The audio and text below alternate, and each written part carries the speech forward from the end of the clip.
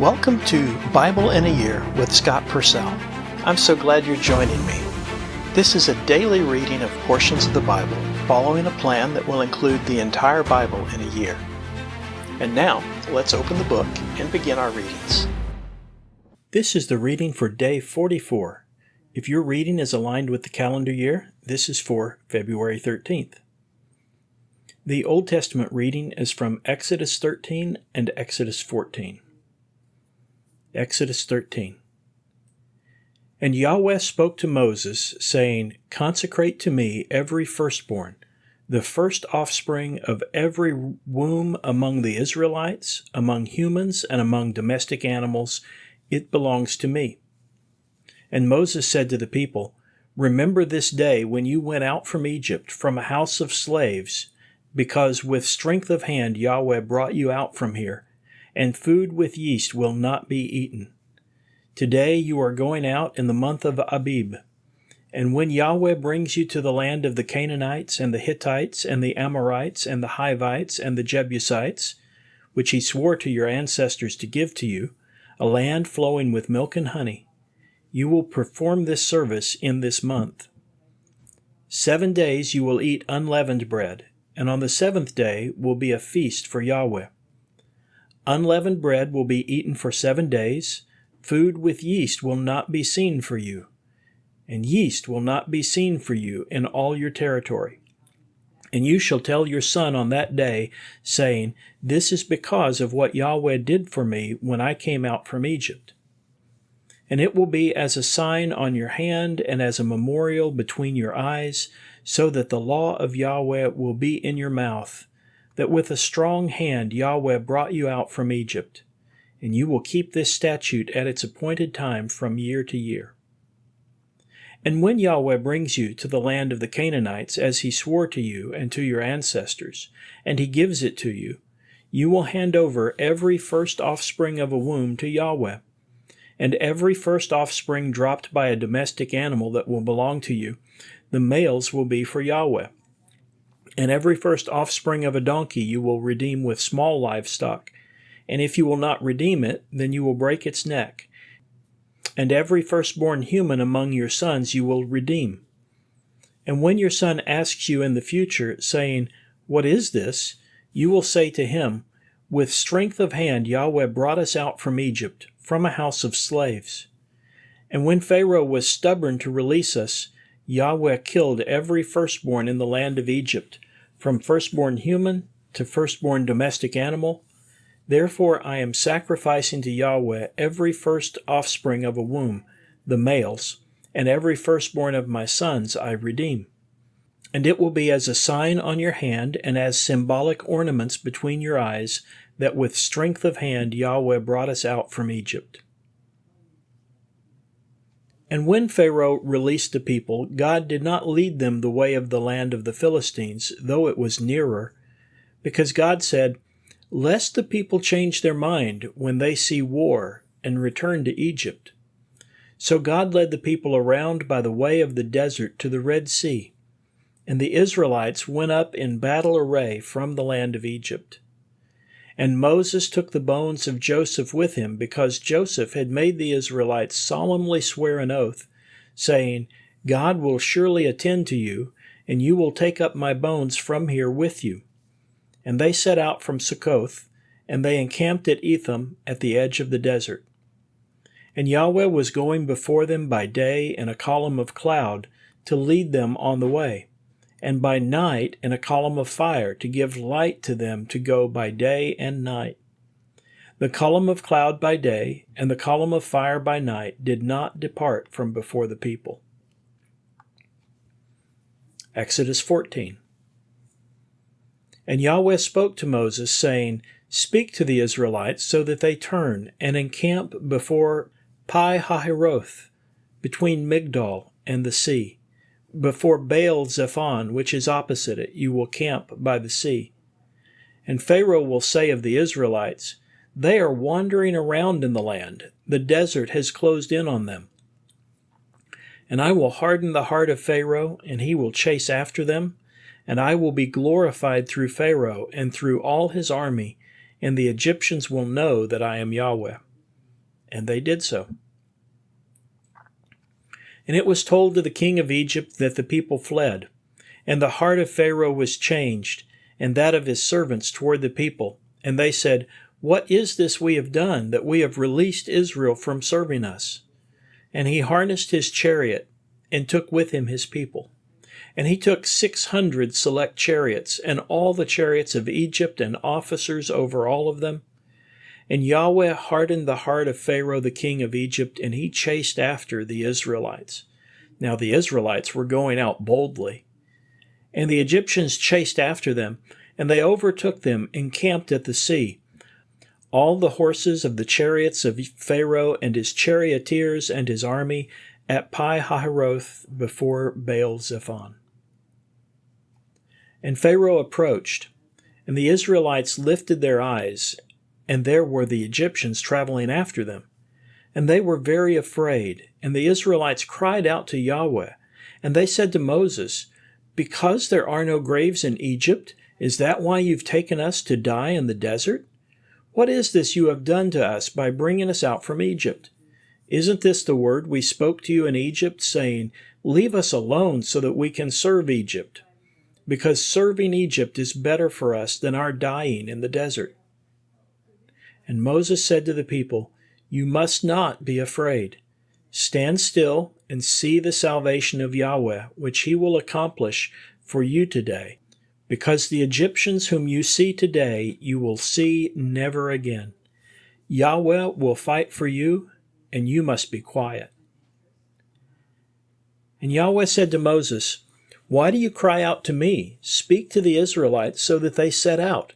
And you, lift up your staff and stretch out your hand over the sea, and divide it so that the Israelites can go in the middle of the sea on the dry land.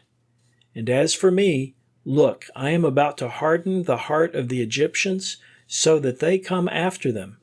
And I will display my glory through Pharaoh and through all of his army, through his chariots and through his charioteers, and the Egyptians will know that I am Yahweh when I display my glory through Pharaoh, through his chariots, and through his charioteers."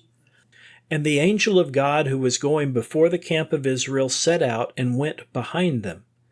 And the column of cloud set out ahead of them, and it stood still behind them, so that it came between the camp of Egypt and the camp of Israel. And it was a dark cloud, but it gave light to the night, so that neither approached the other all night.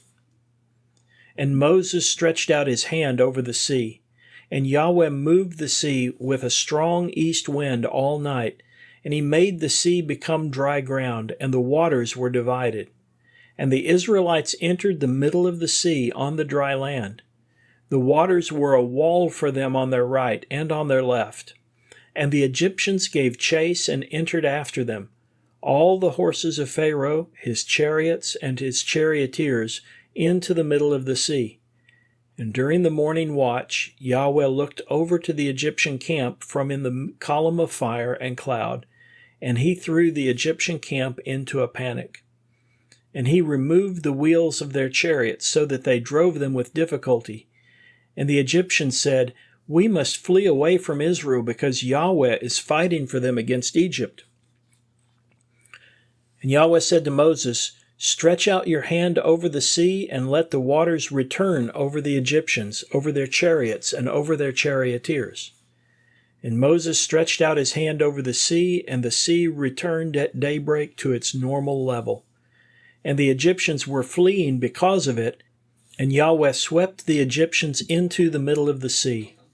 And the waters returned and covered the chariots and the charioteers, all the army of Pharaoh coming after them into the sea. Not even one survived among them.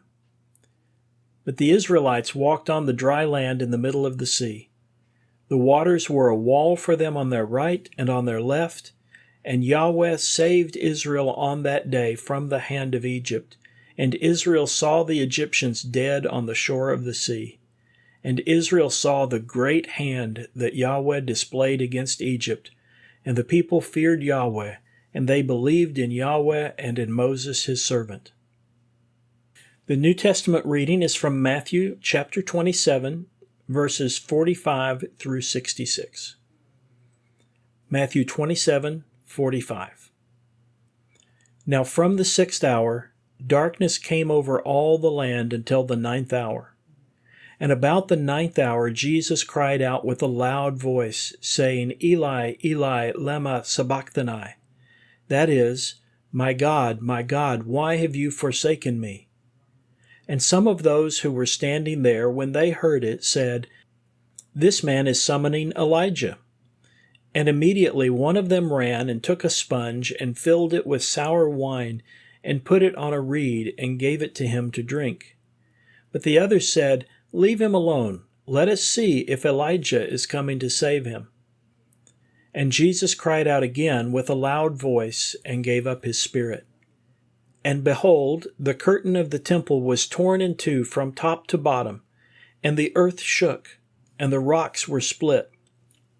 And the tombs were opened, and many bodies of the saints who had fallen asleep were raised. And coming out of the tombs after his resurrection, they went into the holy city and appeared to many. Now the centurion and those with him who were guarding Jesus, when they saw the earthquake and the things that took place, were extremely frightened, saying, Truly, this man was God's Son.